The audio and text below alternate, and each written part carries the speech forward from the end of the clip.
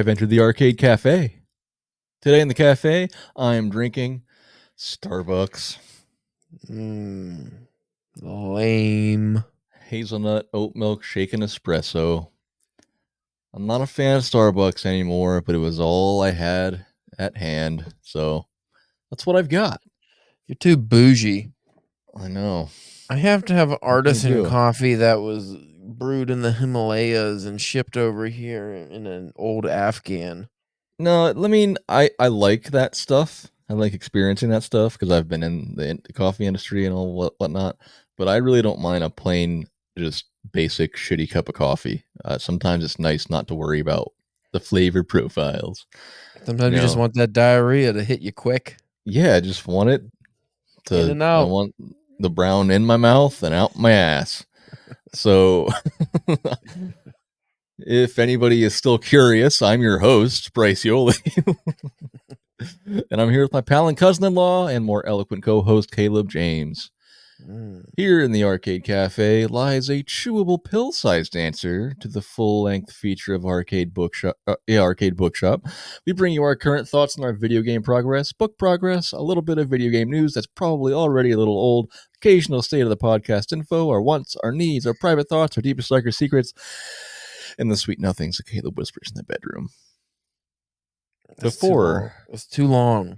Well, Why does that intro got to be so long? Why can't you just say Arcade Bookshop? Here we are. Arcade Cafe, yeah. What the fuck's Arcade Cafe? Is that what we're doing? Oh, yeah. no. Oh, no. What do you think we were doing? I don't know. I don't know what we do anymore. All right. Well, before we get down to business, I thought I'd front load the episode with our most recent Arcade Bookshop updates. So, if you're just checking in, if you haven't already, check out our most recent episodes of Arcade Bookshop. Caleb's doing weird innuendo things with his hands. Dancing.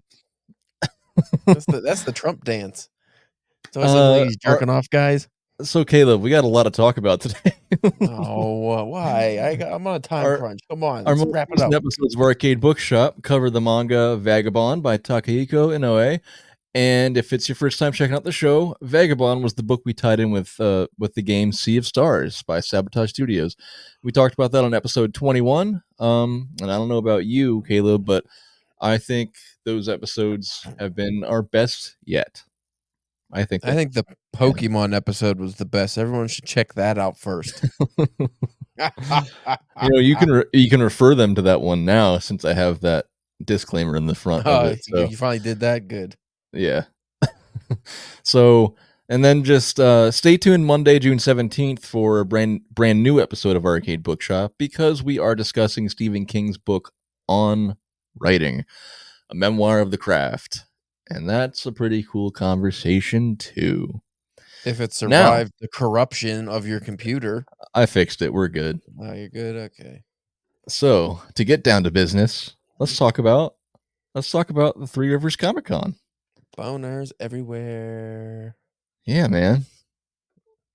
So, I was there on Saturday and Sunday. I sold a few stickers. 5 to be exact.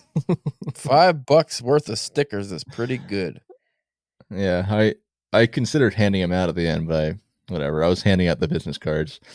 But yeah, sold a few stickers, handed out business cards, handed out the postcard ad for my book to a decent number of people. And a few pieces of Drunken Pen Writing Podcast merch. Excellent. So yeah, it was a new experience for me. Ultimately, I think I just really liked meeting people and talking to people who are actually kind of interested in the idea, even though they don't know what it is yet or they haven't listened to it yet.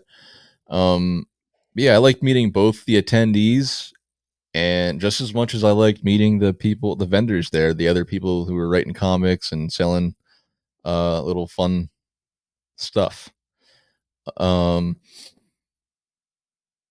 Yeah, I met, well, I'll just talk about it now. I met this comic writer, Fabrizio Aiello. He writes this thing called Horace H. Hoover. And I just started reading it, but it looks really, really cool. A lot of times I see these people who have their independent comics at Comic-Con, and or elsewhere. And I'm like, it's, it's cool. Like, it's nice to see people doing their own project and, you know, having multiple issues out, getting somewhere with it, and they're proud of it. But I also feel like a lot of them look the same or basic, or you see that and you're like, that's cool, you're doing that, but it doesn't look that great. But I really like this one. It just, if I think he did everything, the writing and the illustrations, and they just look like, I mean, they look awesome. Even the cover is great, and then like, look at that. It's pretty snazzy. I think it, yeah. For those of you just listening, I showed a little bit of a picture of the comic, which you can reference in the YouTube video if you're interested. But it's Horace H. Hoover by Fabrizio Aiello. So I would check him out, and I'm looking forward to talking to him a little more in the future. Yeah, and I also found, it's not right here, but I also found a copy of Jay from Square Pigs, that game that he always talks about that he's really proud of working on at EA. Oh yeah. So found a copy of that and bought it. I thought maybe if we run into each other again sometime, I can have him sign it. So that'd be cool. That was neat. I don't usually buy old games or anything, but I thought that was a nice souvenir anyway, even if I don't play it. Yeah, I think I have more on it that I want to talk about in a different way later on in the show. But what was your favorite thing at Comic-Con this year? There's a guy there I saw him there last year because I go to this con every year. Gary Morgan. He has, I believe it's called Oka. It's I think it's just one issue, a fantasy comic, but I always get commissions off him because I really like his art style. So I got some horror commissions off of him, and that was pretty cool. Then I got a couple other people, and then for whatever reason, I was just messing around when you went to the bathroom. And I was sitting behind the uh, Arcade Bookshop booth, and I got a picture, and I posted on Instagram, and for some reason, a bunch of people like that, and I started getting all these followers from publishers. I think it's because I posted it on the DPW and on mine. So, like, I don't know, publishers saw that, and now I got, like, comic people following me and stuff. So funny. Yeah, And I I wasn't running follow. the booth, and, like, I was only there for 5 seconds, like, stupid. So And I was wearing your sunglasses. Yeah. You take all of my work and put your face in front of it, and then it sells for some reason. Nice. Yeah, I started getting follows from those people too from that. I don't know if some of them they followed first, and some of them I followed based on them liking the picture and stuff. Like if I recognized they were from Comic-Con, like I followed Gary Morgan and a couple other people, I can't remember, but yeah, that was funny. And I guess the one thing I'll just talk about my takeaway from Comic-Con, because like they go around at the end of it and they're like, hey, do you want to re-up for next year? And I'm like, I don't know. And like a lot of people just automatically sign up again, because if you're selling a physical product, that's really easy. Yeah. Like if you see you profited a little bit, you're like, sure, yeah, like why not? For me, I was like, I had fun. I enjoyed it more than I thought I was going to, because I was kind of dreading it. But like having to sit alone all day long for 2 days.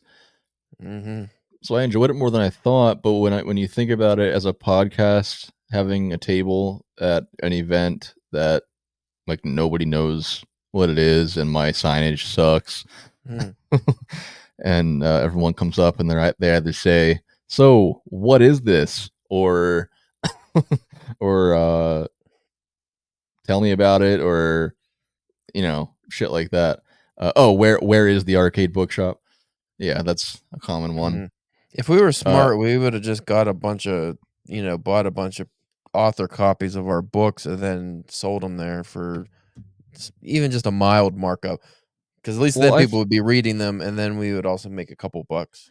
We discussed that a little bit, but I just felt like if I invested in a bunch of author copies of other literary journals, well, not literary journals, but other publications that we are in, there's we have no idea if you're going to sell them at all. So you might just invest all that money in it and then never get it back. Then you're sitting on it. That would suck.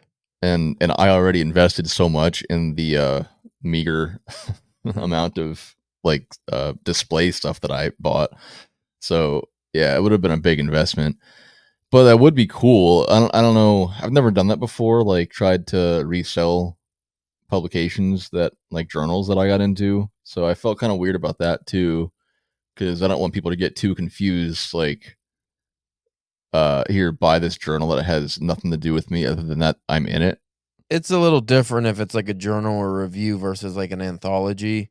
Because an anthology, because I've seen people with these things, like if they're in sci-fi anthologies and stuff, they can sell the anthology because they're in it. But if it's like a journal or magazine, even I don't know, like even like Yeah, a okay. Diabolic Press, that's I don't know, for some reason that seems kind of weird to me because that's almost like freelance work or contract work to me versus an anthology is I don't know, you're just more of a contributor to that, I feel, than you are to a magazine.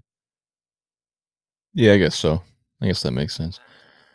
But yeah, I was just saying, like, I couldn't decide. I still can't decide yet if I want to do another event like this. Period. Let alone do the same one again next year.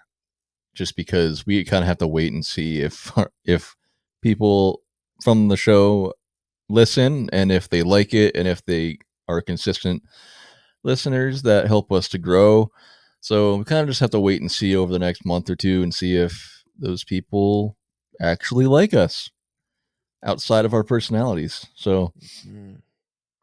hopefully we leave you with a good impression if this might be your first time listening. And I hope you keep listening.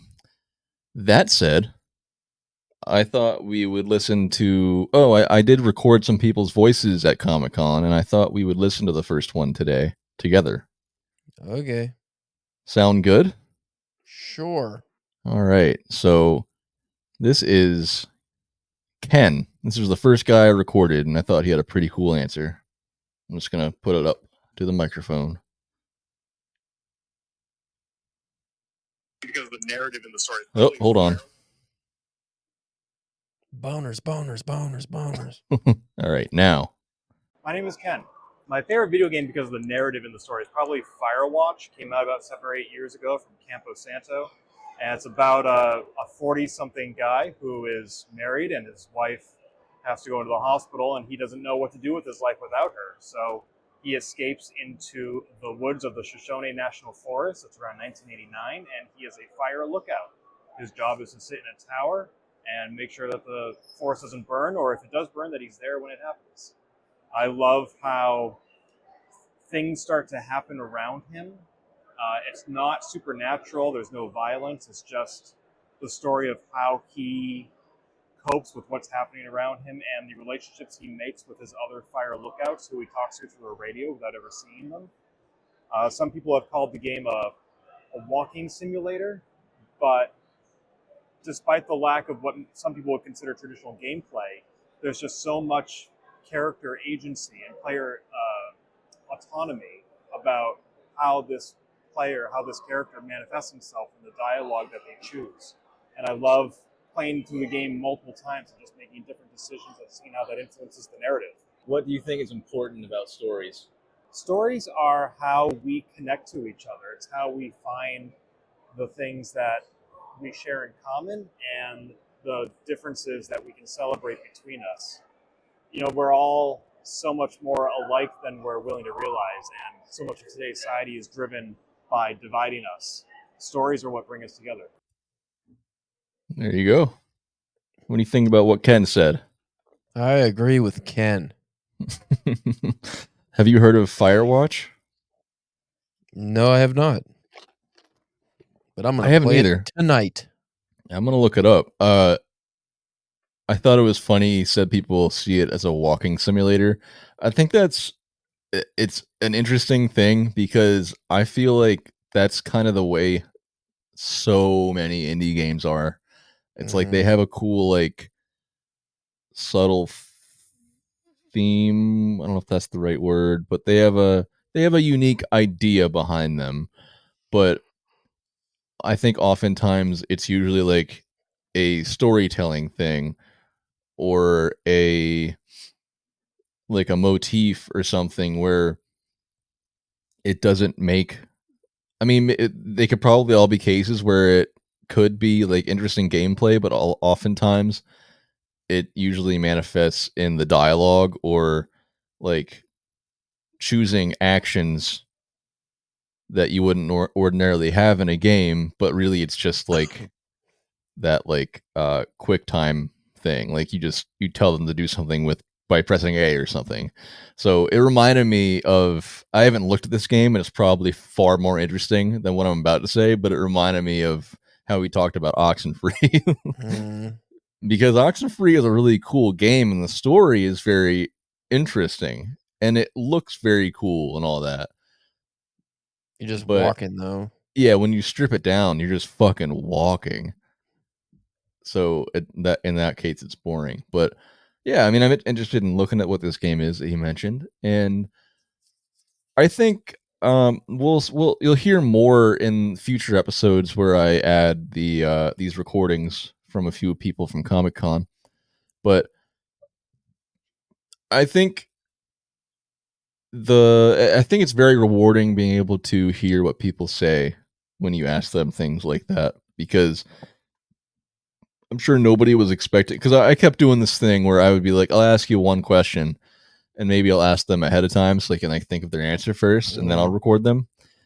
But then I would ask them that question, they'd answer it, and then as I see them getting comfortable talking, I'll be like, I'm gonna throw another question at them. And I so like that. I just said, like, what do you think is important about stories? I asked a lot of people that just without to catch them off guard and see what they would say. And there were some pretty interesting answers. And I agree with what Ken said. You know, they're what bring us together. And you know, stories that we aren't aware of, or unique takes on stories you've already heard. That kind of stuff makes for community and understanding and stuff like that. And I love to see it in both writing and in video games. So yeah, you'll hear more of those recordings in the future. And Ken, thank you for your recording, and I hope you're listening and enjoying. Yeah, Ken. It's my stupid finger guns. Ken. All right. You know what you could do instead of finger guns? That's not an appropriate gesture. I feel like that's going to just be a loop on the next Instagram video you make. Just if you want it to be 20 minutes of me doing that. All right. So we're at 18 minutes. I want to talk about this because we didn't talk about it yet, and it came out a few weeks back. So it's a little bit old news, but they officially confirmed that Grand Theft Auto 6 is going to be coming out fall of 2025. Dude, they're already talking about Grand Theft Auto 7. Who cares about 6? They aren't Did you really, see that news that they were already talking about 7? And then everyone's like, what about fucking 6? That's not even out yet. And they're like, oh, well, how about 7? Like, okay. So I'm thinking they're just thinking 6 is going to suck and they're just going to put out 7 soon. That would be bizarre. Never know. I doubt it. I think it's because you're a busty Latina, and then they're just worried people aren't going to like playing as a busty Latina. You just play as one character? I think so. I don't know. That's what I saw in the original trailer, but I don't know if they're changing Well, I know 5 you could play as a few different people. Yeah. But I don't know if that was like the first game. I think you could do that. Yeah. I would imagine they'd keep that. It did make an interesting way of tying the stories together. But do you think because you've been talking about Grand Theft Auto 6 a little bit. Do you think this is the game that might get you to buy a platform?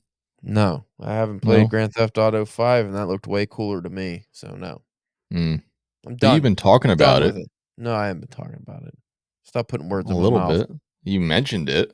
Mention what? What did I mention, Bryce? Grand Theft Auto 6. That's all. That's all. I would play it if it was at my house, but I'm not buying all that stuff. One day, I'm just gonna buy you something. Something that you're. Probably still won't play it. Even if I got you like a $600 or however much it costs Steam Deck, you just be like, "Thank you," and you just put it. Thank you, Bryce, and then put it on eBay right away. You put it under your Surge. My surge. Yeah, It'll I be a could do that. pedestal for your surge. Mm. Well, Caleb, what's the giant stuff like that big pile in the corner? Oh, that's all these electronics Bryce keeps getting me. You want a PlayStation 5? I got like 4 of them. Speaking of which, I'm pretty sure there's a sale on PS5s right now, and I mean I could be wrong, but I thought I spent close to like $600 on mine, and it's only 400 now. Yeah, that sucks for you. So You annoying. didn't even play PS5 games, have you? just Modern Warfare 3. I think that's all. I started Yeah. playing Hogwarts Legacy, but didn't really get anywhere with it yet. Yeah, That was just on Christmas. Yeah, but I mean, I gotta at some point. It's just hard to get through what I'm getting what I'm doing now. But real quick, do you have any? In thinking about a GTA game coming out, it got me thinking about um, other times when Grand Theft Auto has come out and like my memories of it. Do you have any like favorite GTA memories or stories or anything? Not really. I mean, I No. played the hell out of San Andreas, but that's a long time ago. Well, this is a long time ago for me too, but I was just remembering my first exposure to GTA was GTA 3, and this we used to have a neighbor kid who was my brother's age, and he moved to Florida, but then at one point he came back to visit, and he was I think my brother was working or something, so he was just hanging out with me. And it was like a big age gap, like 8 years or something like that. So it was not fun for him to hang out with a little kid. Basically, I was like 10 or something. Mm-hmm. I don't know. And he took me to Blockbuster, and we rented GTA 3, and then we brought it home and started playing it. And very, very quickly, those games get like borderline sexual. Oh And yeah, they get horny good. and I think Man. you. Hot I don't know if coffee. there was. I don't know if there was just like audio of someone moaning, or if you were like in a strip club or something, but I just remember him being like, oh, we should probably turn this down before your dad hears us. Give it to me, big stud. But that's all I have for that. I guess we're making good time, and that makes me happy because I wanted to talk about this, which I also was planning to talk about weeks ago, but things have gotten in the way. Self-publishing. I sent you a thing on Instagram like, I don't know, a month ago, maybe. This woman author posted this thing on Instagram, and you guys may have seen it. I feel like it's popped up a million times since I sent it to Caleb, but she writes, there are infinite ways to publish, whether it's sitting on a stool at the outdoor market, typing poetry on a tiny typewriter, blah blah blah blah. She wants. I'm not going to read it all just for copyright issues, just in case someone's going to attack me. But she basically says we need all the voices, all the stories. I've been forever amazed with what we can do when we lift each other up. It's a phenomenal kind of magic. She's basically saying, why do you have to publish traditionally? What's wrong with publishing your own stuff? Like the more the better, I guess. So your answer to that was that do you want to say it? I don't remember what I said. Well, Gotta you be more up to said, date with these things. I know. You Probably said said, boner, boner, boner, boner. that's what you often say. You said, while I agree with the with the sentiment, I also believe that not everyone should be a writer. Not all work is valuable, and pretending it is dilutes the market. Just because you can share something doesn't mean always that you should. And I still believe that. You can do it if you enjoy it, but that doesn't mean it's going to be good quality. You can be, a finger painter and love doing it and think it's a lot of fun, but that doesn't mean you could flood the market with it or should flood the market with it and try to sell it. Here's a good example since we're just at conventions. Every year, whenever I go to a convention, there's at least 1 or 2 booths, especially because the art festivals are going on in Pittsburgh. I saw a lot of these. Just the shittiest, like, kindergarten, not even paintings, just people do like that slop shit, like it's very easy to do. And then they're selling it for like $20 a canvas, and you're like, no. But I'm just like, to me, I think you might have took. I mean, you probably didn't, but if it was like a different kind of like a smaller festival or something, there's a chance you took a booth off of an actual artist to sell your make believe shit. Not that you don't have a right to do that, but at the same Mhm. time, there has to be some kind of quality. So yes, you can publish. Anyone can publish if you got the money to pay for it, but it doesn't mean it really should be out there. And you do dilute the market when you do that. At least hire an editor if you're going to put out your own novels and stuff. Yeah, I was talking to there was a woman who was in the same row as me, who writes. I think her slogan is something like "action with a touch of romance" or something. She writes. Uh, she has fiction, so does all of her novels and publishes them herself. Her I don't know if it's her friend or her sister in law or something like that, but she does all the cover work for her. I think she does send her stuff to an editor, but and they like format it for her and everything like that, and it's actually a nice product. Mm, Like, it looks nice. But we were talking a little bit before the convention, when we were setting up, about like what I'm doing with my book, and I've felt like a little bit weird about this, about my publisher, just because they publish so much, and yeah. it makes it feel like that vanity press feeling. And I read that online about him before, and that's a little frustrating because it's like, did you like my work, or are you accepting it just to sell it? Because they publish a new book that's coming out literally every single day, so Yeah. it's like they're just playing the numbers game to get a profit off of people, really. But it's not a vanity press in that they don't make you pay for anything if you don't want to. No. Like, they sent me like a, they made that design for the postcard for those ads that I handed out at Comic-Con, and um and they send like a packet of helpful things for marketing, and they post on all their platforms and everything. I think just one time, but still. Mhm. They do a lot for you. They don't make you pay for anything. So that's good. And I guess I just don't, I think I agree with you, but at the same time, there's been after going to Comic-Con, there were many people like her who really believe in self-publishing. And I think it's a problem in the traditional publishing market more than anything. It's like that has become so.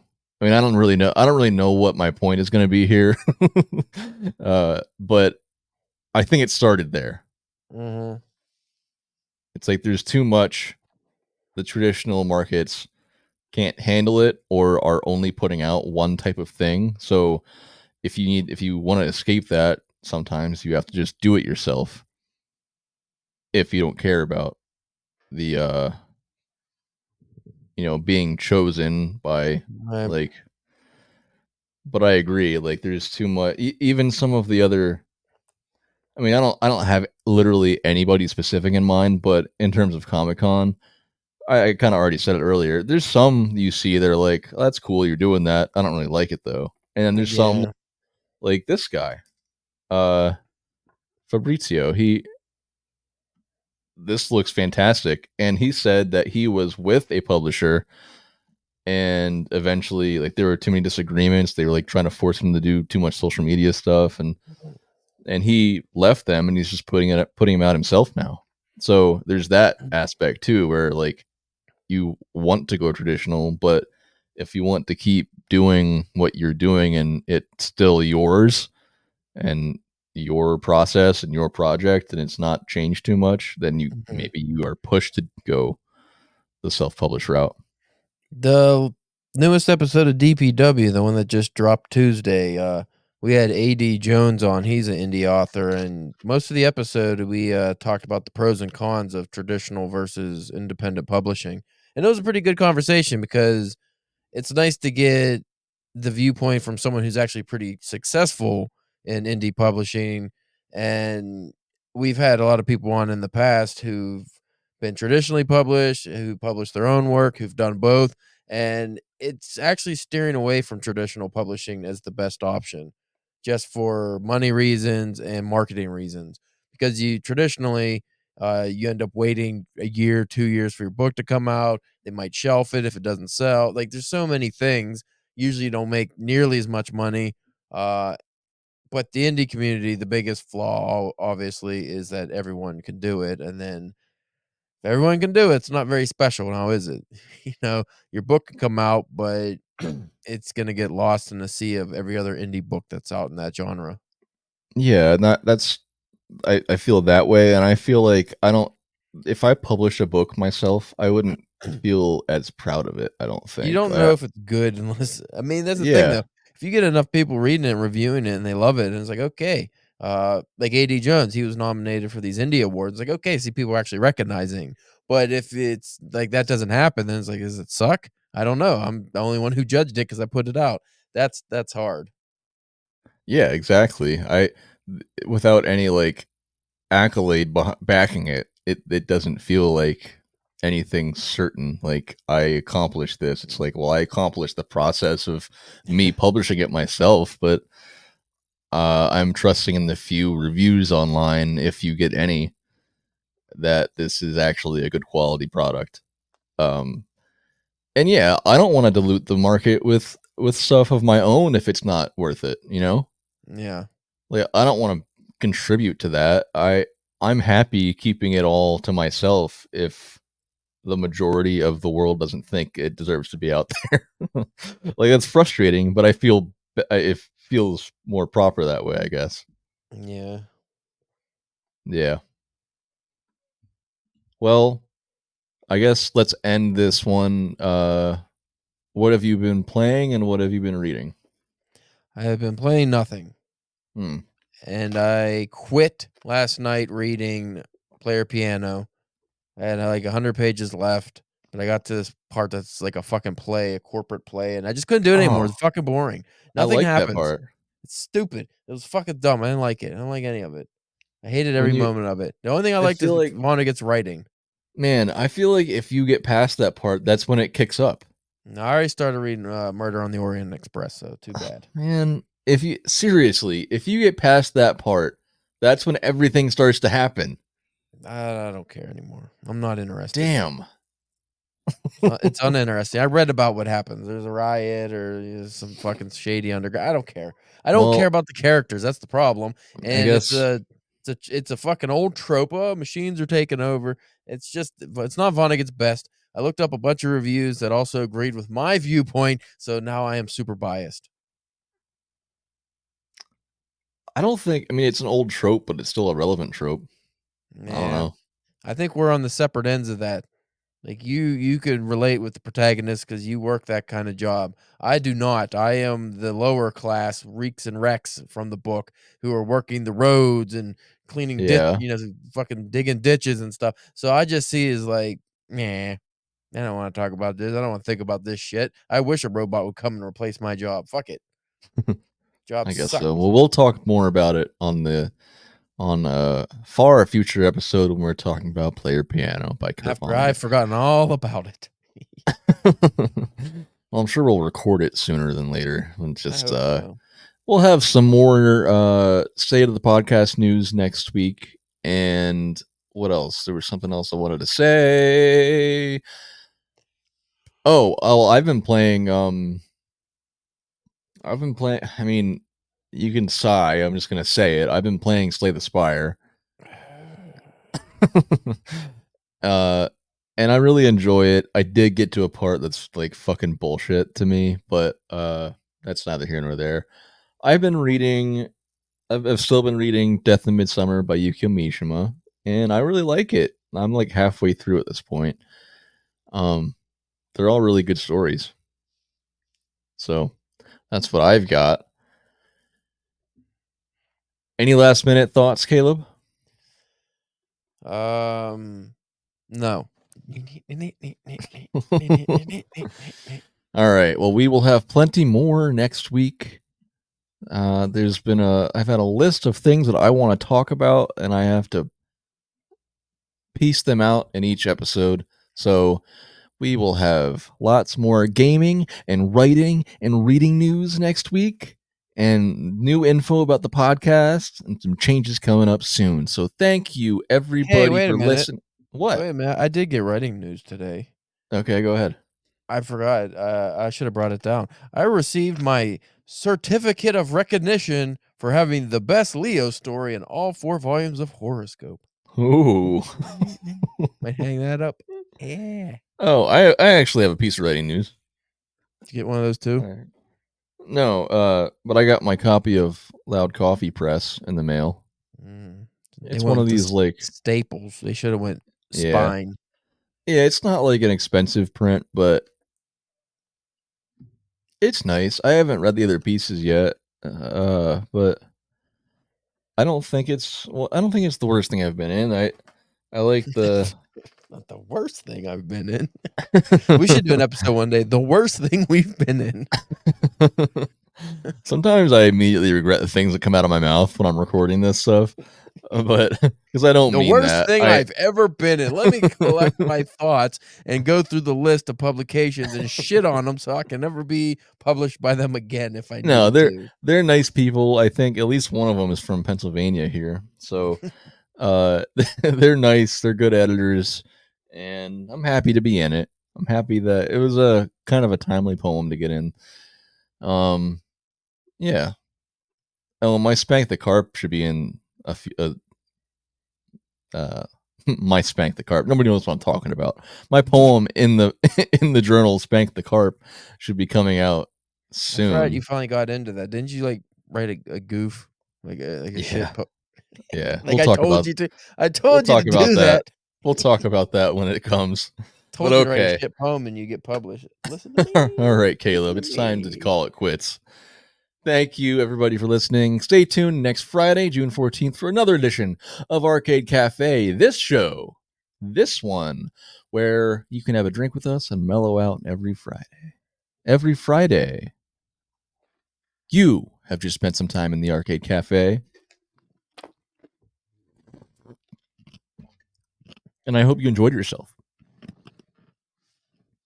I'm Bryce Yoli with my pal and cousin-in-law, Caleb James. And we will see you next week.